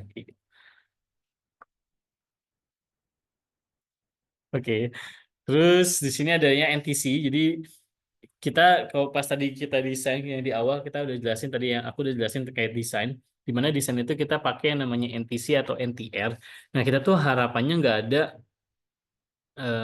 kita harapannya tidak ada kurva amplifikasi di NTC kan, karena NTC itu kan non tempered control, atau NRT itu kan non reverse transfer control. Jadi ketika di dua negatif control ini ternyata ada amplifikasi, itu artinya di dalam entah itu di dalam desain kita ada yang salah, atau emang ada aerosol contamination. Jadi itu harus diteliti masing-masing nantinya. Kalau misalnya ada NTC-nya muncul, itu ranahnya kemana sih sebenarnya NTC-nya muncul, itu bisa dilihat, bisa dicari tahu lah masing-masing sebenarnya yang kontam itu apakah lingkungan kita yang kontam, atau pengerjaan kita yang tidak baik. Jadi ketika kita preparasi nggak bagus, atau memang ternyata ada yang namanya primer demerge. Jadi kalau primer demerge ini yang lebih parah. Jadi kalau primer demerge itu artinya adanya bukan amplifikasi ya disebutnya. Jadi adanya pembentukan dimer primer. Jadi dimer primer itu primer harusnya dia forward sama reverse nempel di gen target, tapi dia malah nempel masing-masing. Nah, itu membentuk primer dimer, dan sometimes dia akan menjadi amplifikasi dan kebaca oleh mesin, apalagi kalau yang menggunakan cyber, karena kalau primer dimer dia kan double helix, nah itu double helix akan dibaca, akan nempel cyber dan dibaca oleh mesin, dan itu harus diperhatikan lah masing-masing ya, caranya gimana, itu bisa ditelisik masing-masing, bisa dilihat sebenarnya kontaminasinya di mana, kayak gitu. Oh, ini caranya untuk melihat adanya primer dimers atau tidak. Biasanya bisa dilakukan increasing annealing temperature sama kayak PCR biasa, biar si primernya bisa nempel spesifikasi. Terus kalau untuk adanya cross kontaminasi, yang pertama kita bisa lakuin keep your environmental clean. Jadi sebisa mungkin dalam preparasi qPCR itu dilakukan secara bersih, menggunakan bukan menggunakan chamber, menggunakan laminar airflow, itu juga bisa untuk mencegah adanya kontaminasi. Terus yang kedua, kita harus make sure nih kalau program yang kita lakukan itu benar, ekstensinya benar, annealingnya juga tepat gitu. Terus yang terakhir yang penting juga kita pakai kit with DNA removal component dari IBS juga kita bisa, nanti kalau teman-teman mau butuh untuk DNA removal component juga kita punya dari Fazim, dan nanti bisa tanya-tanya ke tim IBS juga. Nah, ini adalah gambaran singkat. Ini adalah troubleshooting abnormal curve yang bisa dilakukan oleh teman-teman. Jadi ini rangkumannya sebenarnya kalau misalnya ada masalah di baseline phase, ada masalah di eksponensialnya, di linear phase-nya apa yang harus dilakukan. Terus kalau misalnya NTC-nya ada amplifikasi, apa yang bisa dilakukan. Terus kalau misalnya ada pembentukan plateau phase, ada plateau phase-nya itu ada yang error, itu bisa lakukan apa. Terus kalau misalnya tidak ada amplifikasi, apa yang bisa dilakukan. Ini gambaran sebenarnya troubleshoot-nya kayak gimana gitu, yang tadi udah aku jelasin juga.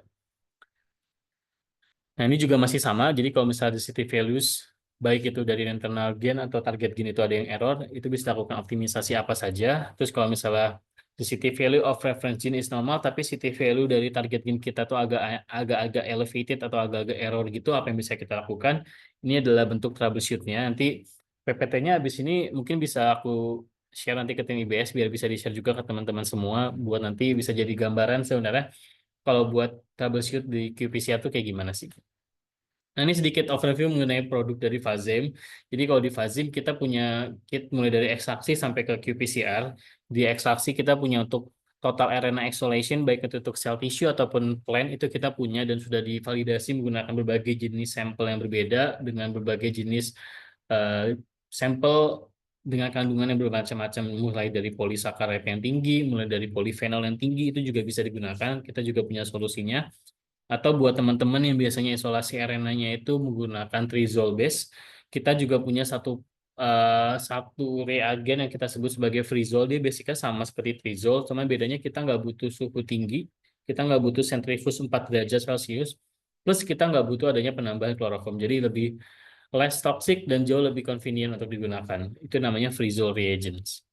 Nah, terus kita juga punya qPCR, kita punya reverse sensitization enzyme, kita punya namanya HiScript 4 RT Supermix for qPCR. Jadi dia di dalamnya sudah include gDNA wiper, dan ini degraded RNA-nya jauh lebih jauh lebih rendah dibandingkan kit-kit serupa di pasaran. Plus kit dari R423 ini juga udah dia reverse transkriptasenya udah dimasukkan oligo-DT dan juga random hexamer, jadi spesifisitasnya jauh lebih tinggi dibandingkan yang lain juga. Jadi diharapkan efisiensi dan spesifisitas untuk proses qPCR jauh lebih tinggi dibandingkan yang lain juga. Nah, terus kita juga punya Q712, ini adalah salah satu gold product dari Fazem. Ini adalah TAC Pro Universal Stable qPCR. Jadi untuk teman-teman yang penelitiannya untuk relative quantification dan menggunakan cyber base, kita udah punya yang master mix, dan ini salah satu produk paling bagus di Fazem juga. Jadi ini nanti bisa coba dikepoin di website Fazem juga. Terus kita juga punya untuk consumables-nya, kita juga punya sealing filmnya untuk teman-teman yang menggunakan sampel yang lumayan banyak, biasanya butuh adhesive sealing film, itu untuk mencegah adanya kontaminasi juga. Terus kalau untuk sedikit overview mengenai Fazim, sebenarnya kalau Fazim kita punya 9 produk lines, mulai dari nucleic acid extraction, molecular biology sampai ke IVD. Jadi kita lumayan lengkap di bidang biology and medicine, biologi molekuler dan medicine kita lumayan lengkap, sampai ke animal disease kita juga punya. Dan kalau untuk Fazim sendiri kita lumayan banyak line produknya, dan kita juga lumayan banyak mengcover di berbagai jenis penelitian nggak hanya untuk universal universities tapi juga untuk lembaga research ke industri gitu kita juga masuk karena kita punya banyak produk yang tadi aku bilang gitu. Oke, mungkin sekian presentasi dari aku karena waktunya juga udah mepet kayaknya ya. Kurang lebihnya mohon maaf. Terima kasih semuanya. Wassalamualaikum warahmatullahi wabarakatuh.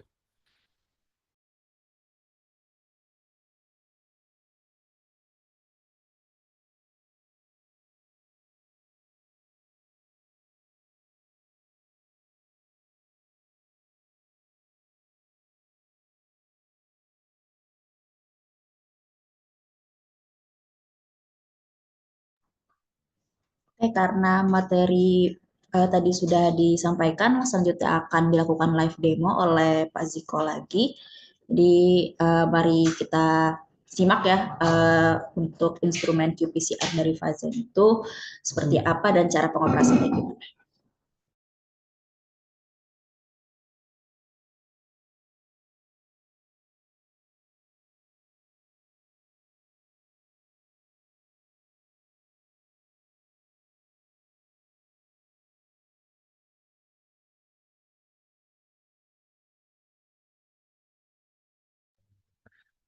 Udah nyala. Ya, mau bantuin aja. Oke. Udah nyala kan ya? Gimana sih? Nggak kelihatan. Oh, ada ya. Oke. Oke, di sini kita akan demo sedikit mengenai mesin qPCR dari Fazem. Jadi sebenarnya kalau untuk mesin qPCR biasanya setiap mesin qPCR itu dia punya programnya masing-masing. Jadi programnya biasanya berbeda antara satu mesin qPCR dengan mesin qPCR yang lain. Nah, kalau di Fazim sendiri kita pengoperasiannya cukup mudah. Jadi kalau untuk di mesin qPCR kita tinggal klik kalau kita ingin membuka open lead-nya itu kita tinggal open. Nanti dia lead-nya akan terbuka. Dia bukanya dari depan ke samping. Jadi kalau mesin qPCR Fazim dia kameranya nanti ada di bawah ya. Jadi makanya kita nggak bisa pakai yang opak. Jadi kita nggak bisa pakai yang putih cupnya. Terus kalau untuk nantinya di sini bisa dilihat mesin qPCR Fazim itu dia 96 well. Jadi dia sekali throughputnya itu dia bisa sampai 96 sampel. Dan untuk pengoperasiannya kita bisa open lead tadi. Itu untuk ngebuka lead-nya kita bisa ngebuat programnya di sini. Jadi kalau di programnya di sini kita bisa lihat eksperimentalnya ada 4 jenis yang bisa dipilih. Baik itu standard curve, melting curve, genotyping ataupun komparatif, city delta city itu bisa dipilih. Terus nanti kalau misalnya untuk yang absolut, biasanya kita pakai yang standard curve, jadi kita bisa langsung barengin pembuatan kurva standar dan juga pembuatan dan juga penghitungan copy number dalam satu kali waktu itu menggunakan program yang pertama. Kalau MATCurve kita ingin melihat misalnya adanya kontaminasi di JDNA kita ada kontaminasi atau tidak itu bisa pakai MLCurve atau biasanya pakai untuk MATCurve analysis untuk melihat genotyping juga biasanya bisa pakai MATCurve. Terus genotyping untuk single nucleotide polymorphism biasanya untuk allele determination itu bisa pakai yang ketiga. Terus kalau untuk yang relatif bisa pakai yang komparatif. Terus juga ada pembuatan program tinggal di sini kita bisa buat program bisa buat edge stage misalnya mau di holding misalnya untuk penyimpanan atau kalau kita misalnya mau remove tinggal kita remove tinggal kita delete atau misalnya kita mau add step juga tinggal di sini misalnya kita mau add step di front salah misalnya kita mau add step di behind salah di sini kita misalnya mau add step front tambahin step misalnya mau tambahin proses annealing atau mau proses extension bisa di sini. Terus di sininya adalah di sininya nanti kita bisa setup plate-nya. Jadi di sini plate-nya kita bisa pilih. Misalnya kita mau pakai 2 jenis reference. Kalau untuk mesin Fazim kita bisa sampai 6 ya kalau aku nggak salah. 1, 2, 3. Sampai kita punya 5 channel di sini. Jadi bisa menggunakan 5 prop yang berbeda dalam sekali waktu. Terus di sini nanti tinggal di setup jumlah jenis sampelnya apa. Terus ini sampel name-nya bisa di setup satu-satu. Misalnya aku kasih ya. Misalnya di sini kita pakai semuanya kita pakai ini dan ini. Setelah kita pakai ini item 1 misalnya kita mau pakainya farm doang.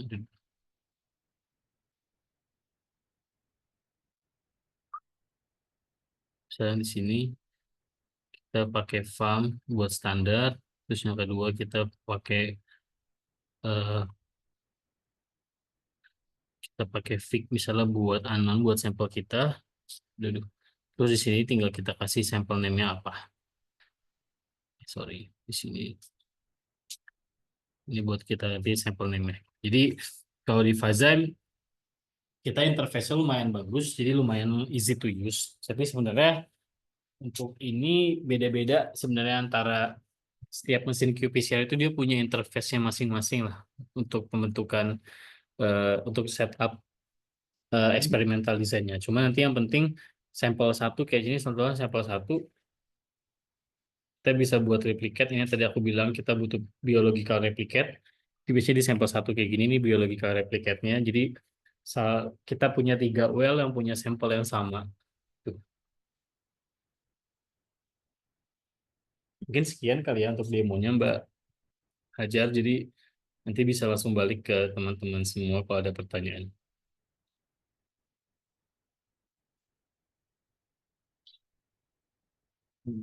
Oke, terima kasih banyak Pak Ziko. Udah keren banget tadi presentasi dan live demonya ya.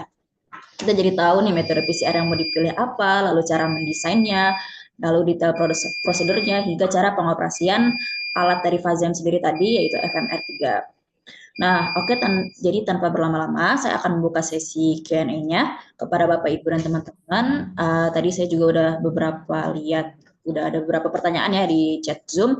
Jadi langsung kita jawab aja sama Pak Ziko. Jadi yang pertama ini dari user, kalau saya ini mau bertanya, kalau melting curve biasanya digunakan pada cyber, kalau ProbBase apa juga perlu dengan melting curve analysis?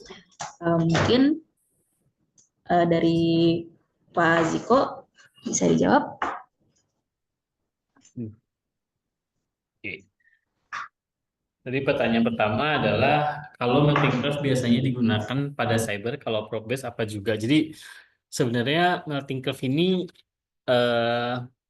jadi beberapa mesin qPCR itu emang dia men-setup melting curve itu hanya untuk cyber. Jadi ketika kita melakukan melting curve, dia hanya bisa milih satu die. Jadi dia hanya bisa milih satu die. Nah itu kalau udah kayak gitu berarti hanya bisa pakai cyber. Jadi balik lagi ke mesin qPCR ya. Tapi sebenarnya melting curve analysis itu nggak terbatas hanya untuk cyber, karena di Fazyme sendiri kita punya satu kit itu untuk genotyping, untuk HPV genotyping, di mana kita menggunakan ProbBase, namanya itu melting curve multicolor analysis. Jadi kita menggunakan 4 channel, di mana di 4 channel itu setiap channel itu dedicated untuk 4 macam gimana ya? Satu channel itu untuk 4 jenis HPV yang berbeda. Makanya nanti ketika kita menggunakan kit itu, kita tuh harus menggunakan mesin qPCR yang bisa membaca melting curve itu sampai ke semua channel ya. Jadi dia bisa menggunakan semua channelnya untuk analisisnya gitu. Itu nanti kalau di kit kita itu kita sampai 16 prop. 16 prop dibagi ke 4 channel yang berbeda untuk melting curve analysis. Oke, yang pertama. Oke. Selanjutnya dari Rabiah, permisi Kak, mau bertanya. Yang pertama tadi di slide awal disebutkan S-shape, mulai dari baseline yang lurus lalu naik ke atas ke exponential curve. Kalau misal baseline-nya keriting tapi peak-nya cukup bagus, kira-kira apakah pengujiannya valid dan tidak perlu diulang lagi ya Pak? Yang kedua, sebenarnya apakah kita boleh menggunakan setengah reaksi dari suggest manual master mix yang optimal sekali reaksi ya Pak? Mungkin boleh langsung dijawab. Oke, sebenarnya kalau untuk pertanyaan pertama terkait yang baseline ya, sebenarnya kan kalau kita lihat di sini, mana ya? Nah di sini sebenarnya kan ini ada baseline. Aku nggak tahu maksudnya yang baseline keriting itu yang kayak gimana. Tapi kita harus lihat juga sebenarnya baseline yang kita lihat itu di log plot kah atau di linear plot. Karena biasanya kalau di log plot itu baseline-nya pasti keriting. Jadi karena kan dia ngelihatnya hanya logarithmic plotnya. Jadi logarithmic apa namanya? Logarithmic phase ya, logarithmic curve-nya. Tapi dia nggak ngelihat linear plotnya. Tapi kalau misalnya di linear plotnya itu baseline-nya bagus, bukan baseline-nya bagus. Jadi kalau di linear plot itu baseline-nya pasti bagus karena dia udah melinearisasi. Jadi dia udah menghomogenisasi datanya, makanya di baseline-nya biasanya itu nggak ada keritingnya. Nah, sebenarnya kalau baseline-nya keriting itu biasanya kamu ngelihatnya di log plotnya. Makanya kalau nanti bisa dicek lagi apakah di linear plotnya itu si baseline-nya tuh keriting atau enggak. Tuh, karena biasanya kalau di baseline tuh kalau kita ngelihatnya log plot tuh pasti keriting sih. Jadi nanti bisa dilihat lagi detailnya nanti kayak gimana ya. Tuh. Terus yang kedua, sebenarnya apakah kita boleh menggunakan setengah reaksi? Jadi kalau setengah reaksi ini konsiderasinya adalah ditakutkan jumlah enzim yang kita masukkan ketika pakai setengah reaksi itu jumlahnya beda sama kita pakai satu reaksi. Nah, itu sometimes bisa mempengaruhi proses amplifikasi. Nah, takutnya ketika kita pakai setengah reaksi, jadi gini, di kit Fazim itu tadi aku bilang di belakang tuh ada salah satunya yang namanya animal disease detection. Jadi aku pernah coba, kita mencoba pakai setengah reaksi, dan itu ternyata sebenarnya amplifikasinya bagus. Jadi dia tetap ngebentuk S-shape. Jadi dia tetap terbentuk kurva sigmoid yang bagus. Cuman permasalahannya adalah jadinya city value-nya dia lebih tinggi sedikit. Jadi yang harusnya dia muncul di city value 22, dia jadinya muncul di 23,5. Jadi ada shifting, jadi ada perubahan. Nah, itu yang takutnya kalau kita ranahnya nanti untuk penelitian yang penting yang untuk menentu ekspresi gen itu takutnya nanti jadi agak nggak valid. Makanya sebisanya mungkin sih pakainya yang satu reaksi aja sih.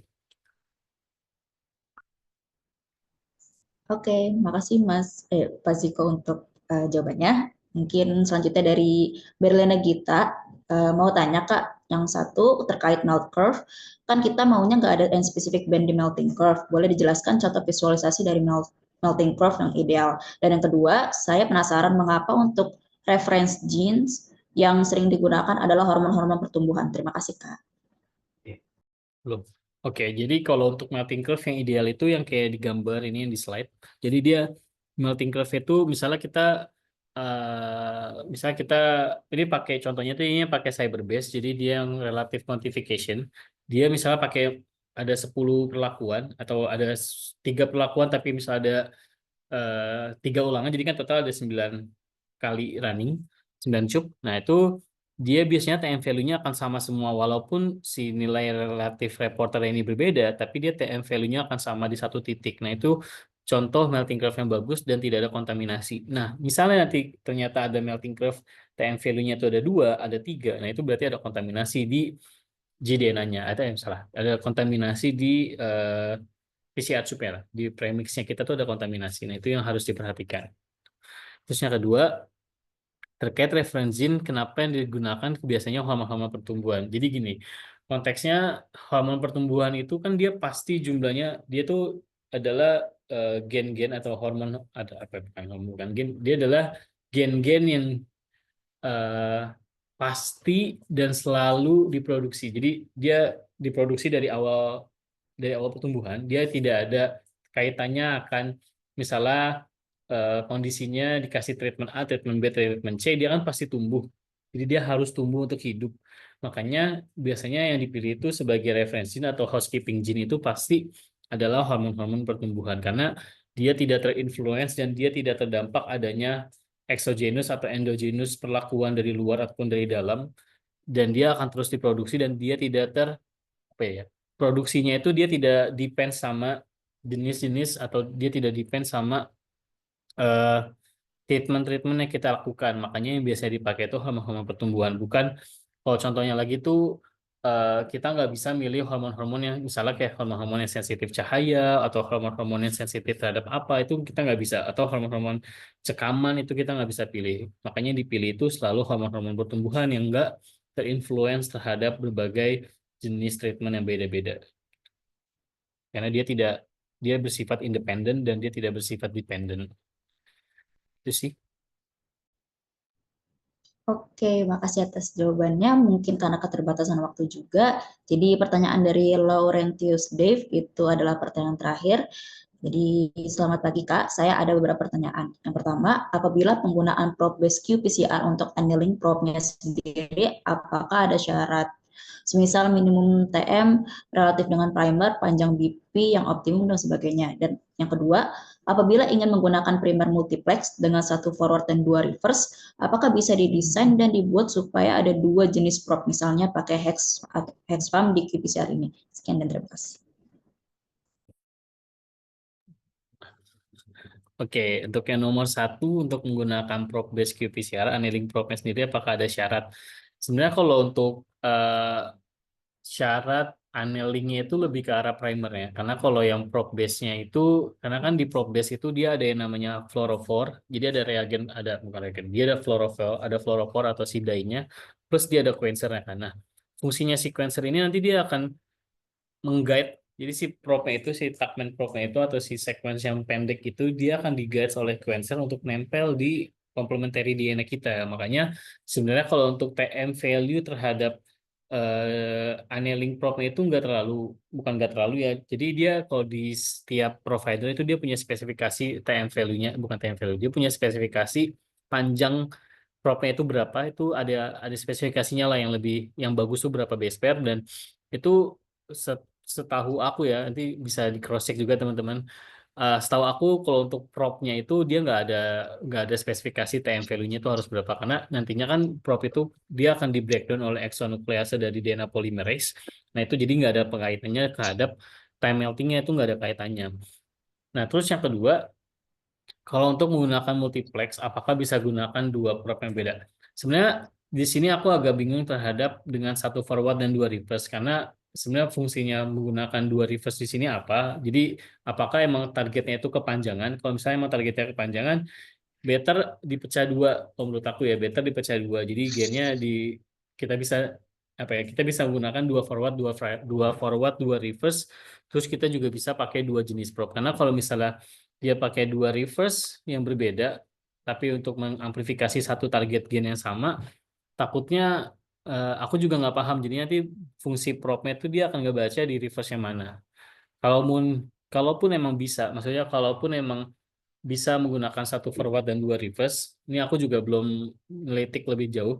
Kalau misalnya pun kalau di PCR biasa itu ada yang disebut sebagai primer walking, mungkin ini maksudnya ke arah primer walking. Kalau di PCR biasa primer walking iya bisa. Jadi kita kalau misalnya kalau misalnya amplikonnya terlalu panjang, biasanya kita butuh primer walking di tengah untuk bisa menyatukan antara fragmen yang depan dengan fragmen yang belakang. Biasanya kita pakai primer walking. Nah, tapi kalau di qPCR harusnya basicnya bisa pakai primer walking, cuman fungsi propnya jadi bingung. Kalau misalnya propnya 2, berarti kan kita bakal nempelin di 2 jenis nih, bisa di depan atau bisa di belakang atau bisa di tengah. Nah itu padahal untuk mengamplifikasi satu target yang sama. Nah misalnya kalau kayak gitu sih saran aku misalnya pakai 1 aja gitu. Jadi kalau targetnya sama-sama satu amplikon yang sama tapi pakai 2 jenis reverse primer, karena targetnya satu aplikon, jadi pakai 1 prop aja sih kalau menurutku ya. Tapi nanti ini bisa di cross check lagi lah, baiknya kayak gimana.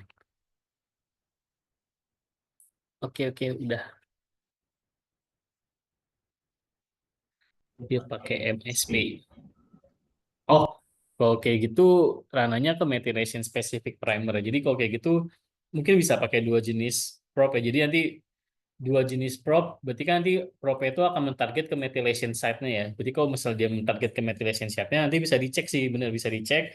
Nanti prop mana yang paling banyak, itu bisa kok kayak gini konteksnya kalau untuk methylation specific primer. Karena nanti kita bisa melihat sebenarnya methylation yang paling banyak itu terdapat di sisi spesifik yang mana kan. Tapi kalau untuk yang 2 reverse primer ini,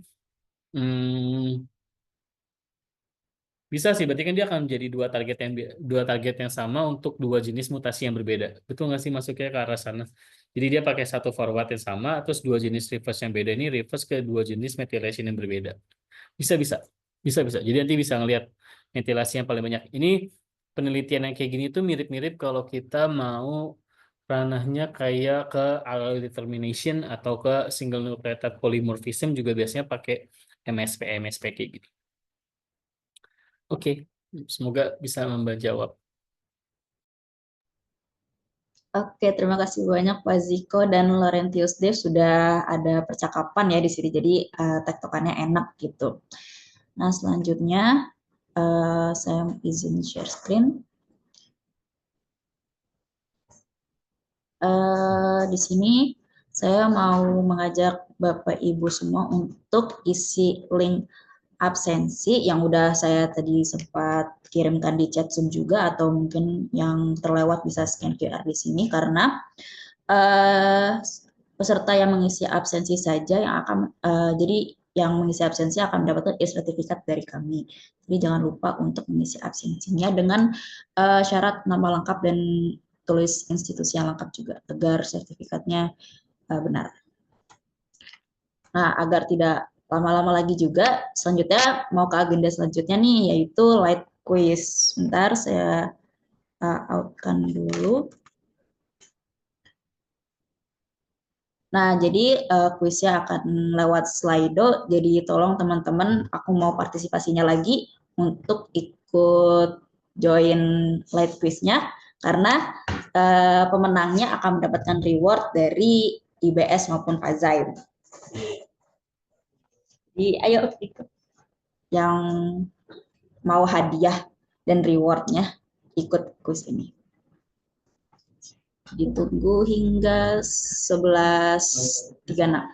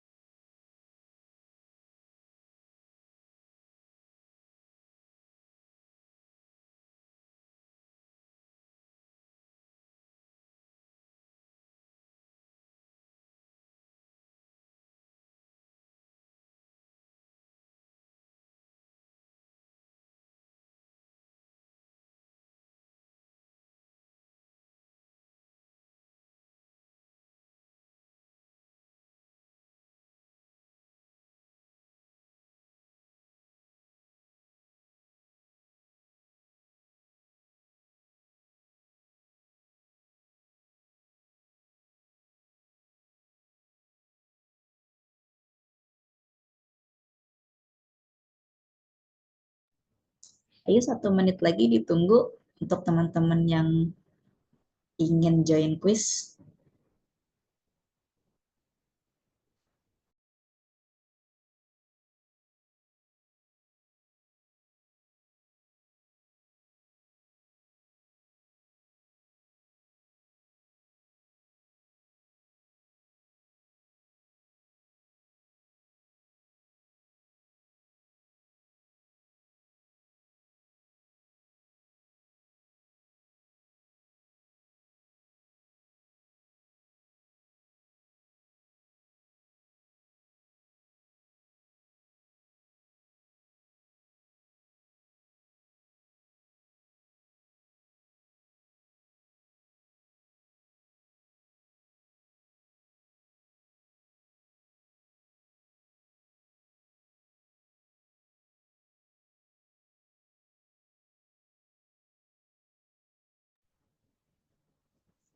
Oke, thank you banget udah mau ikut join-join, udah banyak banget yang daftar juga, udah masuk. Karena udah 11.36 juga akan aku mulai ya. Jadi kita mulai kuisnya. Nah, yang pertama, ini masih gampang banget nih. Judul dari webinar ini adalah Mastering PCR, Mastering Digital PCR, Mastering qPCR, atau Mastering Basic PCR.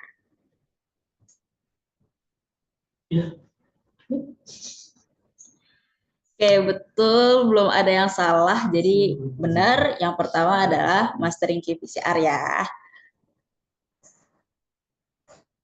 Oke, yang kedua, apa nama perusahaan yang menjual produk Fazaim? PT Infinity, PT Novatech, PT Gincraft, atau PT Dynatech?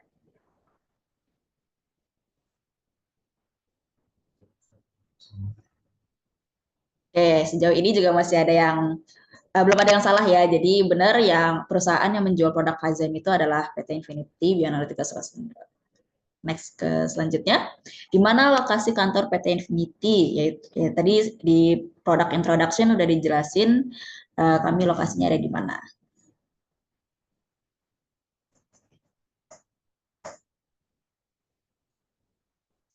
Oke, ada yang pilih selatan, ada yang pilih pusat dan barat, maupun ada yang Cikarang. Jakarta Timur gak ada ya. Mari kita lihat jawabannya apa. Yang benar adalah Jakarta Barat. Jadi kantor kami lokasinya ada di Jakarta Barat, tepatnya di Kebonjeruk. Tipe instrumen qPCR tadi pada live demo adalah thermocycler, master cycler, quantimeter, FNP32 atau FNR3.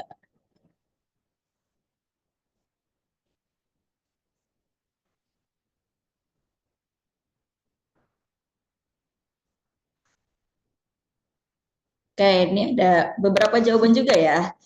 Jadi jawabannya adalah FMR3. Jadi qPCR instrumen yang dipunya oleh Fazem yang tadi di live demoin itu merupakan namanya FMR3. Dan next question. Berikut jenis channel probe base yang biasa digunakan di mesin qPCR kecuali PAM, hex, HIG, atau cyber.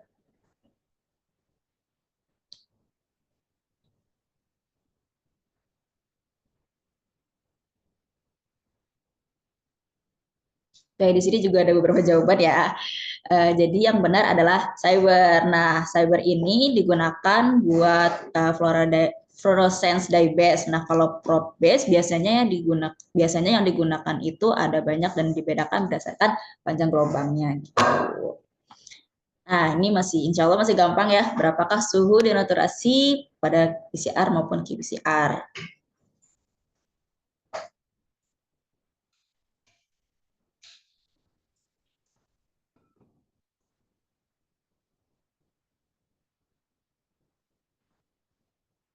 Oh, ternyata masih banyak beberapa jawaban ya. Jadi sebenarnya yang benar itu adalah 95 derajat.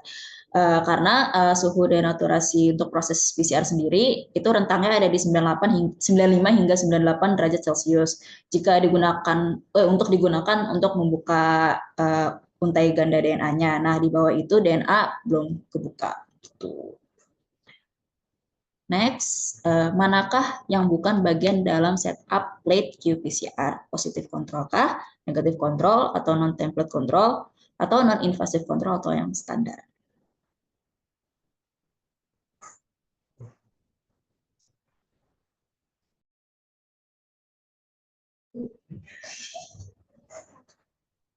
Oke,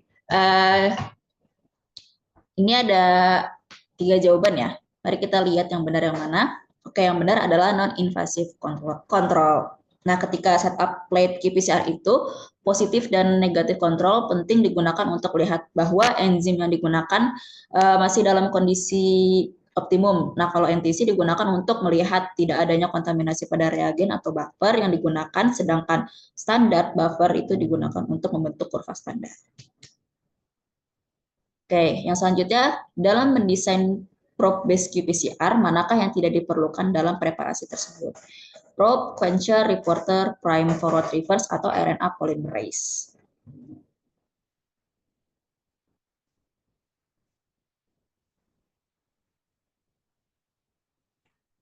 Oke, ini masih banyak jawaban ya, semuanya ada yang menjawab dari semua opsi. Jadi jawaban yang benar adalah RNA polimerase. Sebenarnya ini harus cukup jelas ya, karena dalam proses PCR itu polimerase yang digunakan adalah DNA, bukan RNA polimerase. Dan yang DNA ini memang berfungsi untuk membuat amplifikasi atau untai baru DNA yang akan dikopi. Nah, selanjutnya dalam pembacaan hasil qPCR terdapat beberapa terminologi penting. Manakah yang bukan bagian dari kurva qPCR? CT, threshold, baseline, fluorescence, atau primer.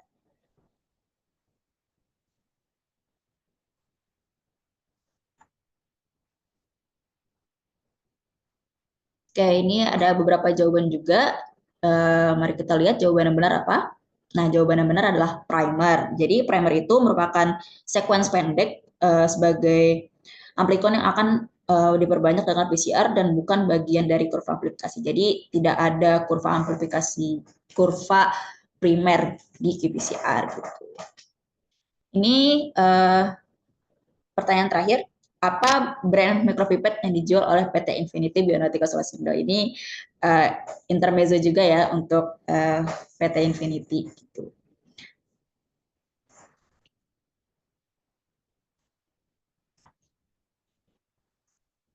Oke, ada beberapa yang jawab Thermos, Socorex, Fan Pipette, tapi yang benar adalah kami, PT Infinity Bionautica Solusindo, menjual micropipette brand Eppendorf. Oke, Makasih banyak teman-teman udah mau join dan berpartisipasi. Untuk teman-teman yang merasa menang, tolong screenshot ini dan nanti kirim aja ke admin yang ada di grup WA. Nanti kami teruskan untuk reward dan hadiahnya. Oke, thank you semuanya untuk partisipasinya. Aku akan stop share. Dan selanjutnya aku mau dilanjutkan untuk sesi dokumentasi. Jadi untuk teman-teman yang masih ada di sini, boleh untuk open cam dan kita dokumentasikan acara pada pagi hari ini. Yang mau pakai virtual background juga boleh, sudah saya kirimkan di grup WA. Saya tunggu on cam hingga 11.46.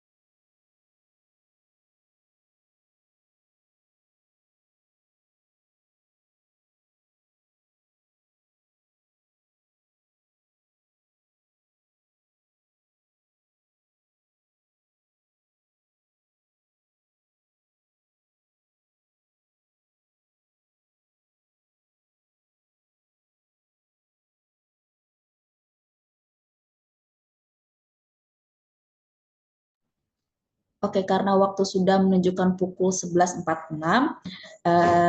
sekarang saya akan screenshot dari slide pertama. Saya hitung 3, 2, 1.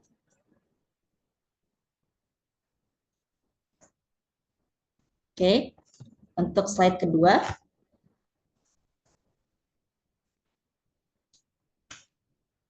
Slide kedua boleh dibantu operator. 3, 2, 1.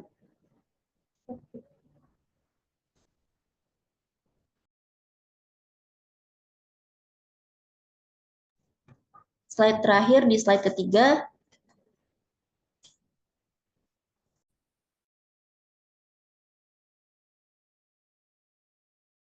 Saya hitung 3, 2, 1. Oke, terima kasih sudah on cam ya teman-teman dan Bapak Ibu semua.